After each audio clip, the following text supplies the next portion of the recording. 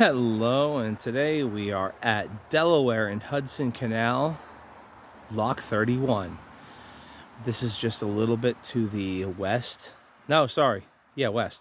Never mind. To the west of Hawley, Pennsylvania, the site of Lock 31, the Delaware and Hudson Canal, where there is a restored lock house, and quite a large one we could see here. I'll talk about that more in a little bit here.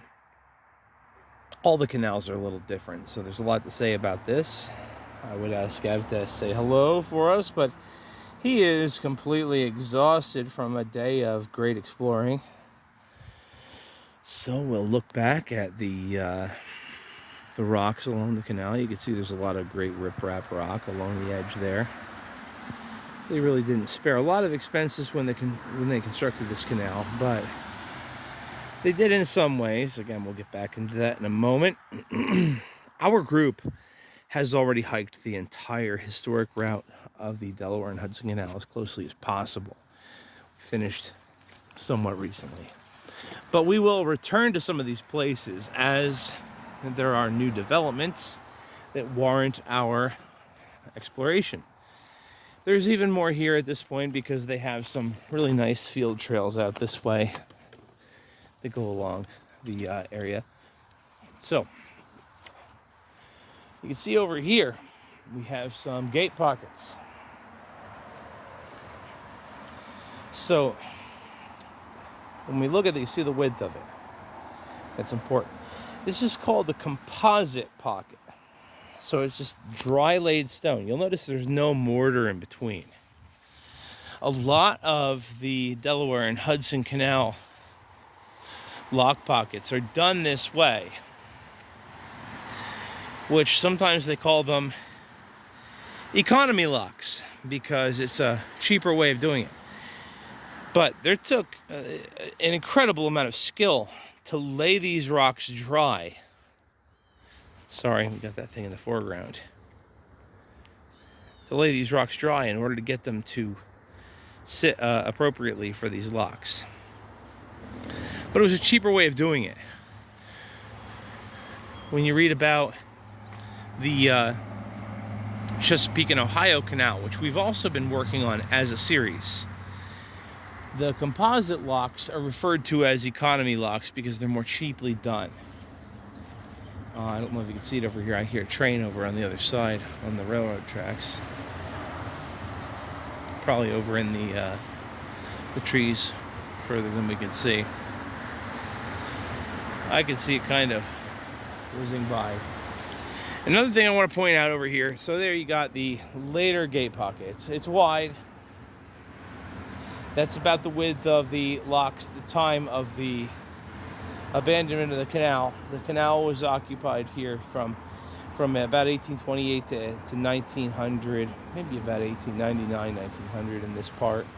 But look over here. What do we have here? It's a good question.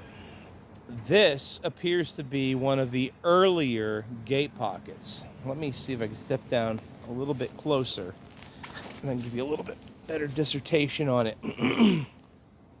Over here, if we look down, you can see some metal hardware still in these lock walls. And it goes the entire way.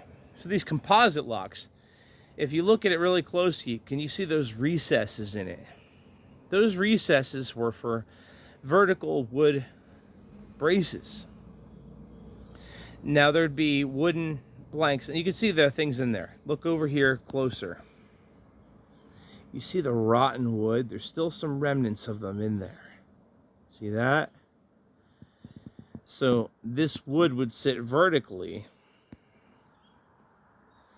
in these lock chambers. And the entire lock itself would be lined with a kyanized wood.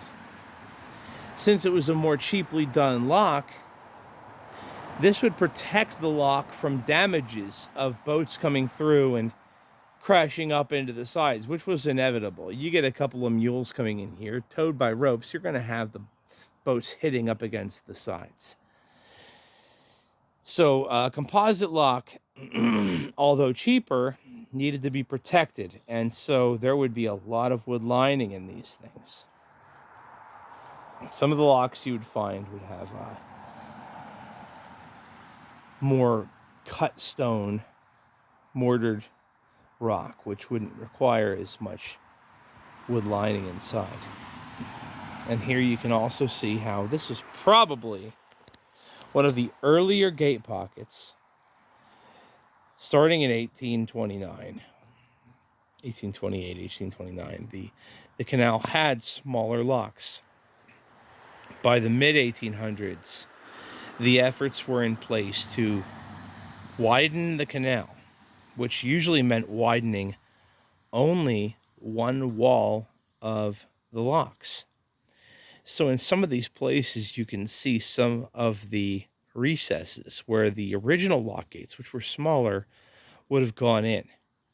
So clearly, the east wall of the canal, which might be more north at this point, was the original one, and the one right here below us that has some of this hardware still in place was the replacement wall during the widening of the canal, starting in the 1840s. So that's why you see this narrower gate pocket here. And you'll find several of the locks on the D&H Canal will be some of these narrower ones. So let's move on ahead a little bit. Ev's asleep, and I'm getting some text messages from my friends up ahead that, might help to turn the brake off on the stroller. And yes, I put a brake on the stroller to make sure that Ev is safe when he's fast asleep in the stroller. And what we have up here, here's a really great representation of Lock 31 and some of the historic photography associated with it.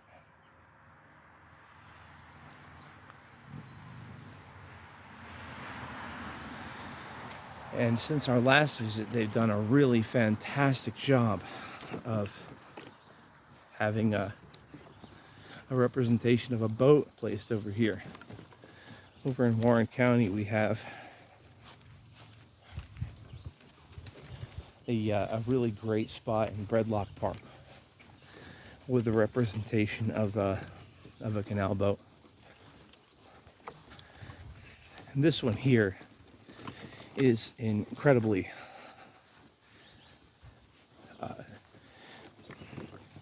impressive. I'd love to see more interpretation on the canals of the era done like this one we see up ahead.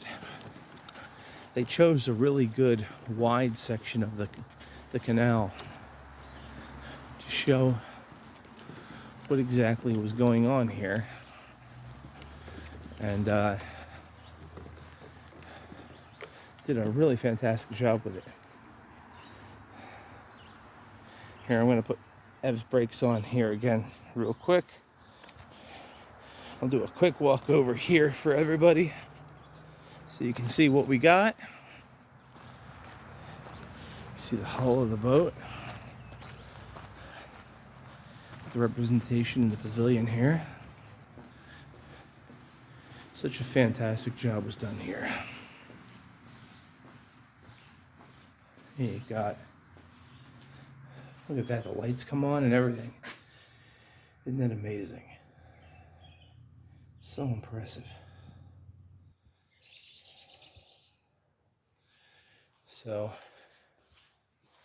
this gives you an idea of what it was like, life on the canal. And I really recommend everybody come and see Lock 31 outside of Hawley, PA. You have the tiller. They called some of these canal men the famous tiller sharks. Everybody should see this. This is fantastic. This is a way of life until 1899 on Delaware and Hudson, and in some canals a little later, as far as the 1920s. But what a fantastic job was done here. Anyway, thanks to everybody for watching, and check out Lock 31 on Delaware and Hudson Canal west of Hawley, Pennsylvania.